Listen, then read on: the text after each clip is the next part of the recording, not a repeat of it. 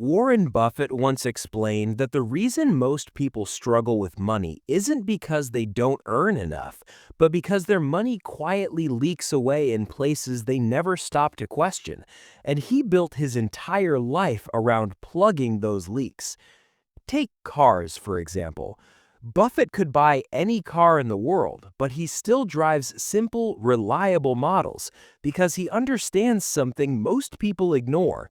A car is not an investment, it's a tool.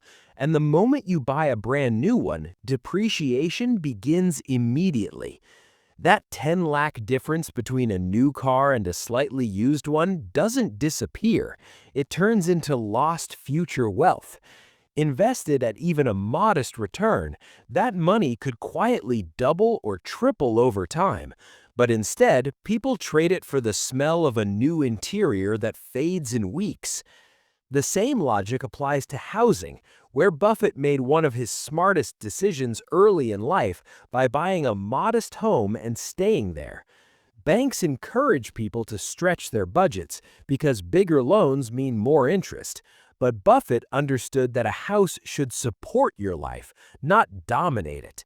When too much income is locked into EMIs, maintenance, upgrades, and taxes, your ability to invest shrinks, and over decades, that cost becomes massive.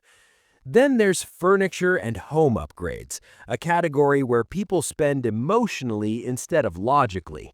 A new sofa, a designer table, or a trendy renovation doesn't make your life meaningfully better after the first few weeks, but the money spent on it could have been working silently for years. Buffett keeps his environment simple because he sees possessions as tools, not identity statements. The next leak comes from technology, constant upgrades driven by marketing, not necessity. Companies are incredibly good at convincing people that last year's perfectly functional phone is suddenly obsolete, and every upgrade feels small in isolation, but over 10 or 20 years, these habits compound into a serious financial drag. Buffett avoids this trap by sticking with what works, not what's new.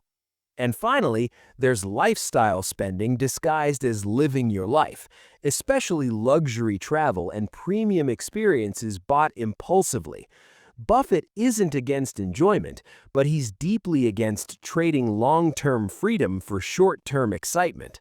A five-star vacation lasts a week, but the financial impact can last years if it delays investing or increases debt.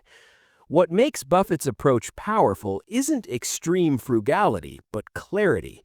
He spends heavily on what truly improves his life and ruthlessly cuts what doesn't.